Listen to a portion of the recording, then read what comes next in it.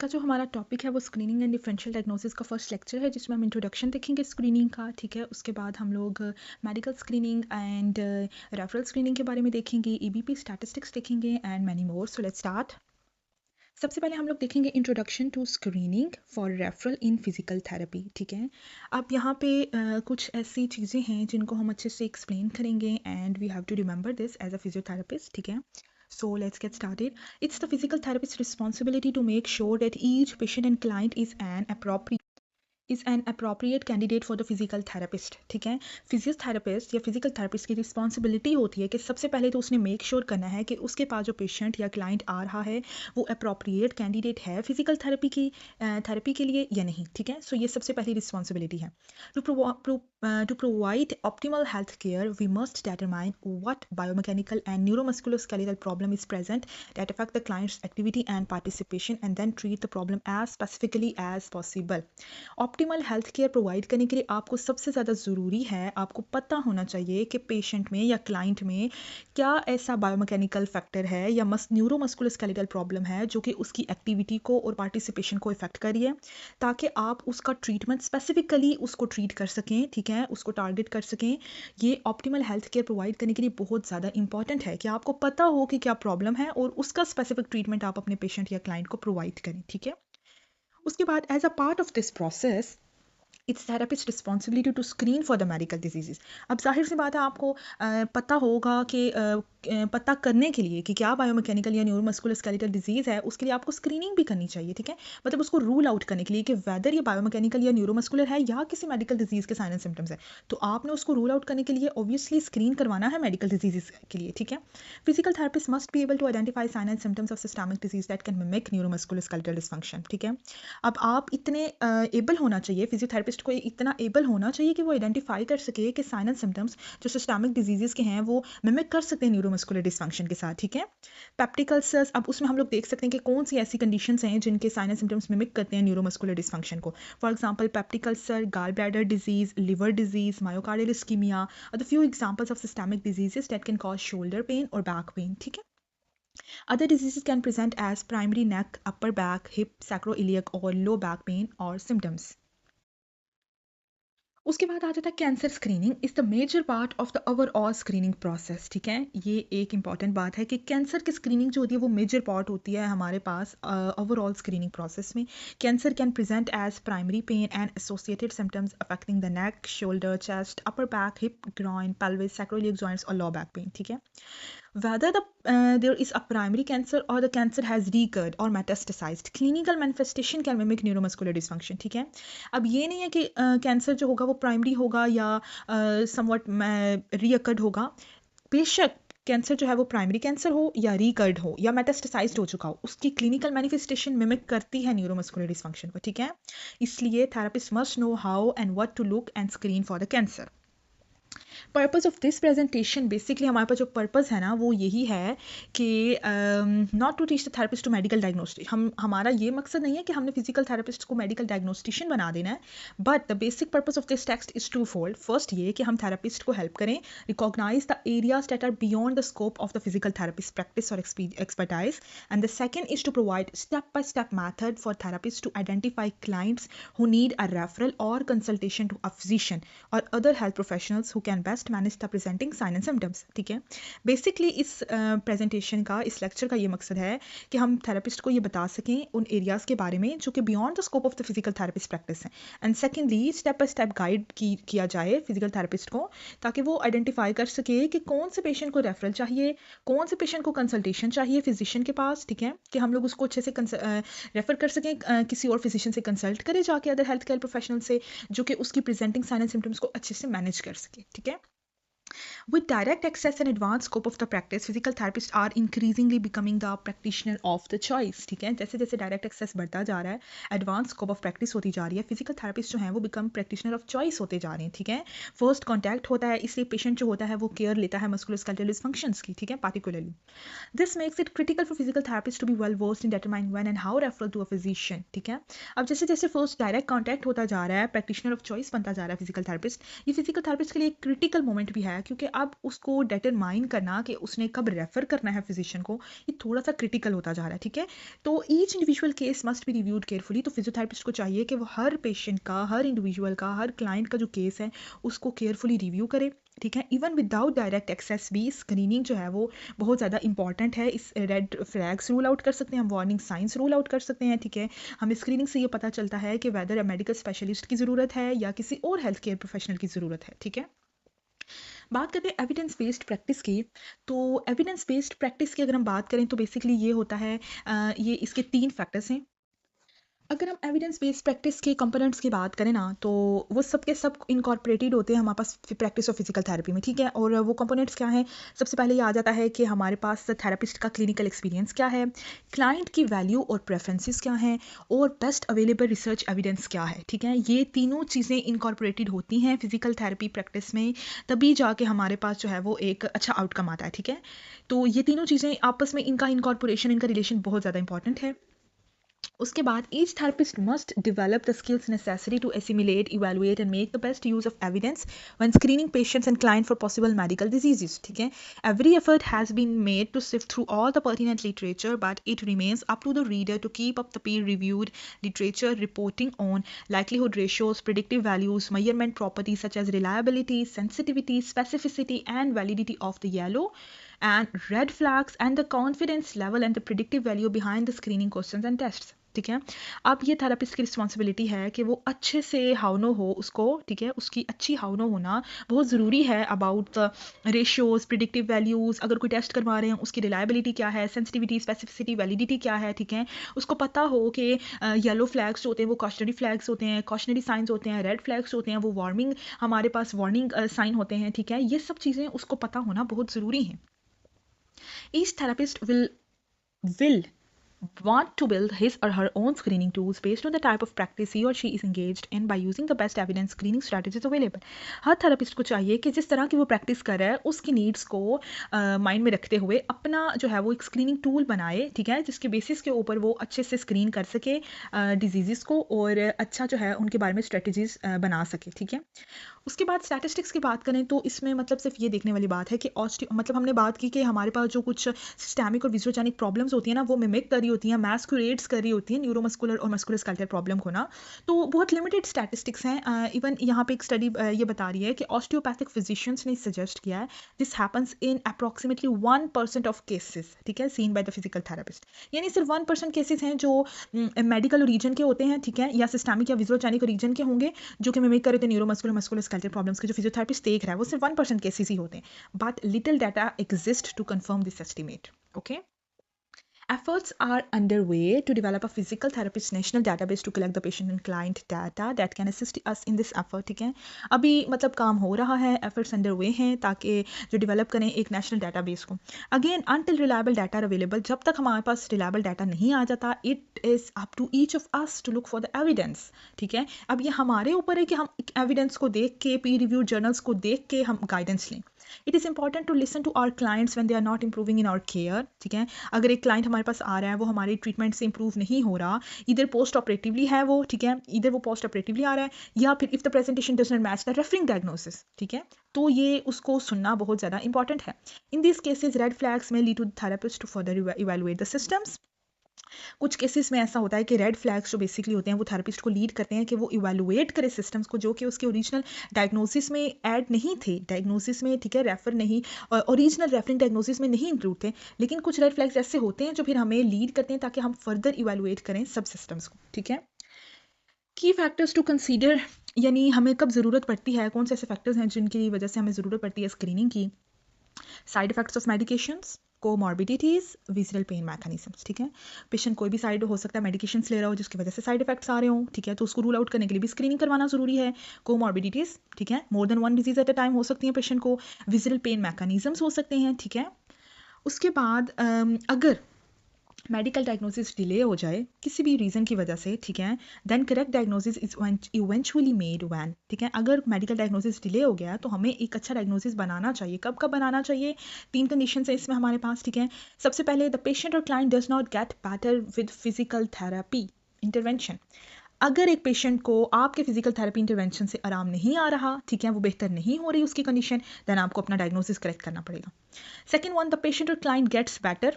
आपका जो पेशेंट या क्लाइंट है वो बेहतर हो गया है, गेट्स बेटर देन वर्स, और फिर उसकी हालत बहुत ज़्यादा ख़राब हो गई है, ठीक है। यानी पहले इन सम ऑफ इनिशियल डेज में, ठीक है, फर्स्ट 2 to 3 डेज में उसकी कंडीशन बेटर हो गई है, लेकिन देन उसकी कंडीशन जो है वो वर्स हो गई है, देन फिर आपको अपना डायग्नोसिस करेक्ट करना चाहिए।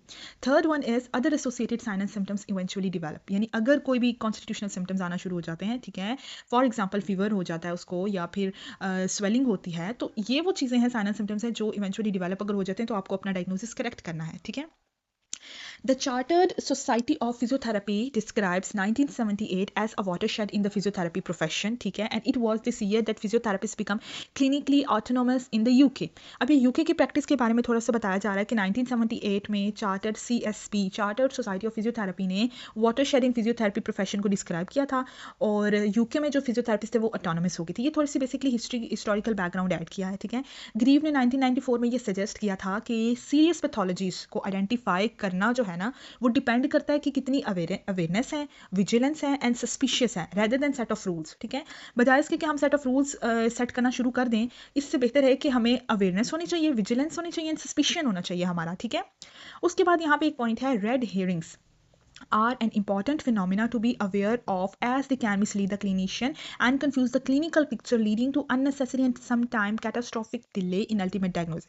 Sometimes red hearings refer to कि patient sometime ना कहानियाँ सुना रहा होता है हमें कि हाँ ऐसा हुआ था, हाँ ऐसा हुआ था, मतलब वो कुछ ऐसी बातें बता, बहुत सी ऐसी बातें, कुछ नहीं, बहुत सी ऐसी बातें पेशेंट जो है वो ड्यूरिंग हिस्ट्री टेकिंग हमें बता रहा होता है, जिसकी वजह से समटाइम्स क्लिनिशियंस जो हैं वो कंफ्यूज हो जाते हैं, ठीक है, और अल्टीमेटली फिर डायग्नोसिस हमारा डिले हो जाता है। सो आपने इस चीज़ के ऊपर थोड़ा सा फोकस करना है और इन चीज़ों से थोड़ा सा अवेयर रहना है, ठीक है। अब इंपॉर्टेंट टू कंसीडर में हमारे पास कुछ ऐसी चीज़ें हैं जिनको हमें ज़रूर फोकस करना चाहिए, ठीक है, और कंसीडर करना चाहिए। सबसे पहले consider the fact that some clients with a systemic और viscerogenic origin of neuromuscular symptoms get better with physical therapy intervention, perhaps there is a placebo effect, ठीक है। ये बात माइंड में रखनी है। कभी कभार ऐसा होता है कि अगर एक पेशेंट हमारे पास आ रहा है जिसको सिस्टेमिक या विज़रोजेनिक ओरिजिन का कोई मसला है, लेकिन वो फिजियोथेरेपी इंटरवेंशन से जो है वो थोड़ा रिलीफ फील करता है, ठीक है, वो थोड़ा बेटर हो जाता है, बिकॉज के प्लेसिबो इफेक्ट भी है, ठीक है, perhaps there is a placebo effect, perhaps there is a physiological effect of movement on the disease state, ठीक है। मतलब कि समटाइम ऐसा होता है कि अगर कोई फिजियोलॉजिकल इफेक्ट आना शुरू हो जाए मूवमेंट का जो होता है ना, वो डिजीज स्टेट के ऊपर फिजियोलॉजिकल इफेक्ट भी आना शुरू हो जाता है। फॉर एग्जांपल अगर हम बात करते हैं कि थेरेपिस्ट इंटरवेंशन में exert an influence on the neuro endocrine immune axis of the body as body tries to regain homeostasis. इसके एक एग्जांपल देखते हैं कि फॉर एग्जांपल समटाइम हमारे साथ ऐसा होता है कि हमें कोल्ड हो, ठीक है, या वायरस के सिम्टम्स हों, तो जब हम एक्सरसाइज करते हैं ना थोड़ी देर के लिए, तो हम सिम्टम फ्री फील करते हैं, you much feel better and even symptom free after exercise. So basically ये क्या हो जाता है, हमारे न्यूरो एंडोक्राइन इम्यून सिस्टम के ऊपर बॉडी का इन्फ्लुएंस हो जाता है हमारे पास एक्सरसाइज का, ठीक है। तो इस चीज़ को भी आपने कंसिडर करना है। उसके बाद movement, physical activity and moderate exercise aid the body and boost the immune system. अब ऐसा होता है कि नो डाउट हमारी जो मूवमेंट होती है, फिजिकल एक्टिविटी है या मॉडरेट एक्सरसाइज है, इसकी वजह से बॉडी का इम्यून सिस्टम बूस्ट अप हो जाता है, ठीक है। लेकिन अगर कुछ चीज़ें, ये जो अभी हम डिस्कस करने जा रहे हैं, इन चीज़ों में से अगर कोई चीज़ प्रेजेंट है बॉडी में, तो फिर एक्सरसाइज का बॉडी को जो है वो कोई बेनिफिट नहीं होगा। फॉर एग्जाम्पल वो चीज़ें क्या हैं, इनएडिक्वेट hydration, poor nutrition, fatigue, depression, immunosuppression and stress. अगर इनमें से कुछ भी बॉडी में प्रेजेंट है तो फिर एक्सरसाइज का तो कोई बेनिफिट नहीं होगा बॉडी में, ठीक है। मतलब अगर पेशेंट आ रहे हैं इनएडिक्वेट हाइड्रेशन के साथ, आप उनको बेशक एक्सरसाइज करवाते नहीं, जब तक आप हाइड्रेशन को नहीं कंपलसरी करेंगे तब तक आपको गुड आउटफिट कैसे मिलेगा, ठीक है, आउटकम कैसे मिलेगा, आपको बेनिफिट कैसे मिलेगा। Poor nutrition, fatigue, depression, immunosuppression and stress, all these are the factors important to consider, okay. अब हम देखते हैं रीजंस टू स्क्रीन। इतनी सारी रीजंस हैं हमारे पास स्क्रीन करने की। जो मेजर रीजंस टू स्क्रीन है उनको हम लोग करेंगे, यहाँ पे डिस्कस करेंगे। फर्स्टली डायरेक्ट एक्सेस, ठीक है, थेरेपिस्ट हैज़ प्राइमरी रिस्पॉन्सिबिलिटी और फर्स्ट कॉन्टैक्ट, डायरेक्ट एक्सेस है। क्विकर एंड सिकर, हमें पता चल जाएगा कि जब हम स्क्रीन करेंगे तो हमें पता चलेगा ना कौन सा पेशेंट या क्लाइंट बेस्ड पेशेंट है जिसको हमें क्विक, और क्विकर एंड सिकर हमें ये भी पता चलेगा, ठीक है। साइन प्रेस्क्रिप्शन, क्लाइंट्स में obtain a sign prescription for physical occupational therapy based on similar past complaints of musculoskeletal symptoms without direct physician contact. Medical specialization, sometime ऐसा होता है कि मेडिकल स्पेशलिस्ट भी जो है वो फेल टू रिकॉग्नाइज होते हैं, ठीक है, उनको सिस्टमिक डिजीज़ का नहीं आइडिया हो रहा होता, तो उसके लिए भी स्क्रीन करना ज़रूरी है। डिजीज़ की प्रोग्रेशन, फॉर एग्जांपल समटाइम्स ऐसा होता है कि अर्ली साइन एंड सिम्टम्स जो होते हैं ना वो डिफिकल्ट टू रिकॉग्नाइज होते हैं, तो फिर हमें एट द सेम टाइम हमें सिम्टम्स का नहीं पता चल रहा होता ड्यूरिंग द मेडिकल एग्जामिनेशन, तो इसके लिए भी स्क्रीन करना ज़रूरी है। पेशेंट क्लाइंट डिस्क्लोजर, समटाइम ऐसा होता है कि क्लाइंट फॉरगेटफुलनेस की वजह से या पेशेंट जो है वो बता नहीं पा रहा होता हमें बात वो वाली, ठीक है, मतलब अनडिस्क्लोज्ड होता है टू द फिजिशियन, तो पेशेंट डिस्क्लोज कर दे इन्फॉर्मेशन प्रीवियसली अननाउन और undisclose to the physician. Client does not report some symptoms और concerns to the physician because of the forgetfulness, fear और embarrassment and presence of one और more yellow caution और red warning flags. इन सब को देखने के लिए हमें रीजन स्क्रीन करना ज़रूरी है। उसके बाद हम बात करते हैं कॉन्स्टिट्यूशनल सिम्टम्स की। ये तो बहुत पहले से हमें पता है कि कौन कौन से सिम्टम्स होते हैं। फीवर होता है, डायफोरेसिस होगा, diaphoresis means unexplained perspirations, okay. Then sweat आता है हमारे पास, can occur any time in the day और night, nausea, vomiting, diarrhoea, pallor etcetera. उसके बाद हम देखते हैं medical screening versus screening for referral. Medical screening is a method for detecting disease or body dysfunction before an individual would normally seek medical care, ठीक है। एक ऐसा method जिसको यूज़ करके हम डिटेक्ट करते हैं डिजीज़ को और बॉडी डिसफंक्शन को before an individual normally seek medical care, ठीक है। किसी भी मेडिकल केयर देने से पहले, कोई भी मेडिकल केयर, कोई भी ट्रीटमेंट देने से पहले जो हम मेथड यूज़ करते हैं फॉर डिटेक्टिंग डिजीज़ और body dysfunction is known as medical screening. Medical screening test are usually administered to individuals who do not have current symptoms, ठीक है। वो पेशेंट्स या वो इंडिविजुअल्स जिनके अभी करंट सिम्टम्स नहीं हैं but may who are at the higher risk of certain adverse health outcomes, ठीक है। फॉर एग्जांपल हम कौन से मेडिकल स्क्रीनिंग टेस्ट करते हैं? कॉलोनोस्कोपी कर सकते हैं, fasting blood glucose, blood pressure monitoring, assessing body mass index, thyroid screening, cholesterol, prostate specific antigen, mammography etcetera, ठीक है। उसके बाद हम बात करते हैं screening for referral in the context of human movement system diagnosis. अब ये टर्म देखनी है आपने, human movement system diagnosis. As a physical therapist हम लोग इसी चीज़ से डील करते हैं ना, human movement system diagnosis. The term medical screening has come to refer to the process of screening for the referral. Basically वही मेडिकल स्क्रीनिंग हमारे पास रेफर टू द प्रोसेस होती है, ठीक है, process of screening for the referral, वही screening for referral होती है हमारे लिए। The process involves determining whether the individual has a condition that can be addressed by physical therapist intervention and if not whether the condition requires evaluation by a medical doctor or other medical specialist। इसी से हमें पता चलता है कि जो client है, जो इंडिविजुअल है, क्या उसका इशू फिजिकल थेरेपी डोमेन में आता है या फिर उसको किसी मेडिकल स्पेशलिस्ट की ज़रूरत है, ठीक है। अब हम बात करते हैं diagnosis by the physical therapist. अब term diagnosis by physical therapist, ये लैंग्वेज बेसिकली सबसे पहले American Physical Therapy Association APTA ने यूज़ की थी। अब basically it is the policy of the APTA that physical therapist shall establish a diagnosis, ठीक है, diagnosis for each patient and client. Before making a patient or client management decisions, physical therapist shall utilize the diagnostic process in order to establish a diagnosis for the specific condition in the need of physical therapist attention, ठीक है। एप्टा ने ये बोला था कि physical therapist को चाहिए कि वो हर पेशेंट का, हर क्लाइंट का डायग्नोसिस स्टैब्लिश करे, ठीक है, before making any management decision. Physical therapist को चाहिए कि पहले वो डायग्नोसिस बनाए, देन वो मैनेजमेंट डिसीजन की तरफ जाए। पर्पस ऑफ डायग्नोसिस क्या है? बेसिकली स्क्रीनिंग ऑफ रेफरल की अगर हम बात करें, उसमें हम पर्पस ऑफ डायग्नोसिस की बात करें तो हमारे पास दो पर्पस बनते हैं डायग्नोसिस के। सबसे पहला ये कि हम लोग जब डायग्नोसिस बनाएंगे तभी तो हम स्पेसिफिकली ट्रीट कर सकेंगे उस कंडीशन को, ठीक है। हम लोग specifically appropriate plan of care बनाएंगे, इंटरवेंशन स्ट्रेटजी बनाएंगे, ठीक है, क्योंकि हमें डायग्नोसिस पता होगा तभी फिर हम उसके अकॉर्डिंग स्पेसिफिकली ये सब कर सकेंगे। सेकेंड चीज़ जो हमारे पास पर्पस ऑफ डायग्नोसिस में आएगी वो आएगी ताकि it recognize the need for a medical referral. हमें जब हम डायग्नोसिस बनाएंगे तभी तो हमें पता चलेगा कि इस पेशेंट को मेडिकल रेफरल की ज़रूरत है या नहीं, ठीक है। उसके बाद हम बात करते हैं कि what is basically the diagnosis. Diagnosis is both a process and descriptor. वो कैसे, प्रोसेस कैसे है? Diagnostic process includes integrating and evaluating the data that are obtained during the examination for the purpose of guiding the prognosis. Basically ये process ऐसे है कि इसमें क्या होता है कि जो हमने एग्जामिनेशन के दौरान जो हमारे पास डाटा आया है पेशेंट का, उसको हम इंटीग्रेट कर रहे हैं, इवेलुएट कर रहे हैं, ठीक है, और फिर उसको हम लोग प्रोग्नोसिस के लिए यूज़ कर रहे हैं, ठीक है, प्लान ऑफ केयर बनाने के लिए और इंटरवेंशन स्ट्रेटजी बनाने के लिए यूज़ करें। तो ये बेसिकली क्या हो गया, एक प्रॉपर प्रोसेस हो गया हमारे पास, ठीक है। अब हमने कहा है कि जो डायग्नोसिस है ये डिस्क्रिप्टर भी है। अब ये डिस्क्रिप्टर कैसे हैं? Physical therapist assign diagnostic descriptor that identify a condition और syndrome at the level of the system. Physiotherapist जब एक डायग्नोसिस बना रहा है तो वो डिस्क्रिप्टर के तौर पे ऐसे होगा कि वो प्रॉपर आइडेंटिफाई करेगा कि वो सिंड्रोम सिस्टम के किस लेवल के ऊपर है, ठीक है, यानी ह्यूमन मूवमेंट सिस्टम के ऊपर स्पेशली किस लेवल के ऊपर है ऑफ द होल पर्सन, ठीक है। The human movement system has become the focus of the physical therapist diagnosis. Obviously जब हम काम ही ह्यूमन मूवमेंट सिस्टम के ऊपर करेंगे तो हमारा डायग्नोसिस भी तो हमारा फोकस भी तो यही होगा ना। Suggested template for the diagnosis under discussion and development is currently as follows. अच्छा, फिजिकल थेरेपी का जो डायग्नोसिस होगा वो कैसा होगा? यूज रिकॉग्नाइज्ड एनाटॉमिक, फिजियोलॉजिकल और movement related terms to describe the condition of the human movement system, ठीक है। अब हमने उसकी एनाटॉमिकली और फिजियोलॉजिकली या मूवमेंट रिलेटेड टर्म्स यूज करनी है। Include if deemed necessary for clarity the name of pathology, disease और disorder, the symptoms that is associated with the diagnosis, ठीक है। अब हमने उस पैथोलॉजी का, उस डिजीज का नाम भी बताना है। Be as short as possible to improve the clinical usefulness, और जितना शॉर्ट हम बना सकते हैं उतना शॉर्ट हमें करना चाहिए, ठीक है, ताकि क्लिनिकली यूजफुलनेस हो। उसके बाद as the part of the examination process therapist may conduct, अब यहाँ पे हम बात करने लगे डिफरेंशियल डायग्नोसिस की वर्सेस स्क्रीनिंग, ठीक है। As a part of the examination process the therapist may conduct a screening examination. This is especially true if the diagnostic process doesn't yield an identifiable movement dysfunction. अच्छा, अब देखिए हमने diagnosis तो बना लिया, ठीक है, हमें पता चल गया कि डायग्नोसिस के क्या पर्पस होते हैं, क्यों इंपॉर्टेंट होता है, एप्टा की पॉलिसी के अकॉर्डिंग हमें बनाना चाहिए हर पेशेंट का डायग्नोसिस, ठीक है, उसका पर्पस देख लिया। हमने ये देख लिया कि डायग्नोसिस बनाते कैसे, हमने एनाटॉमिकल फिजियोलॉजिकल टर्म्स यूज करनी है, ठीक है, पैथोलॉजी डिजीज का नाम भी बताना है, ठीक है, उसके बाद हमने उसको शॉर्ट भी बनाना है। फॉर इंस्टेंस ऐसा हो कि आपका जो डायग्नोस्टिक प्रोसेस है, ठीक है, वो आइडेंटिफाई नहीं कर पा रहा कि ये मूवमेंट डिसफंक्शन नहीं है, एक पेशेंट की कंडीशन है जो कि मूवमेंट डिसफंक्शन में नहीं आ रहा, ठीक है, तो उस प्रोसेस को अब हमने इवेलुएट करना है कि डिफरेंशियल डायग्नोसिस बनाना है। मतलब हमने देखना है कि हो सकता है ये डायग्नोसिस ना हो, maybe it will something else, ठीक है। Throughout the evaluation process the therapist must ask himself और herself, is this an appropriate physical referral.